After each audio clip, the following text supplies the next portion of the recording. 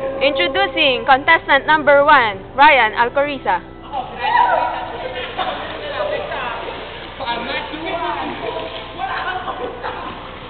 Introducing contestant number 2, Oliver Valdecañas. Okay, number 3. Contestant number 3, Greggy Cortez.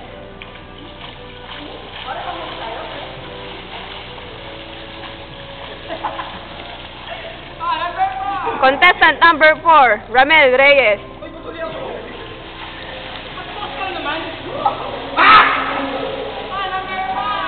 And last but definitely the least, Edward La Fortesa. Ano yan?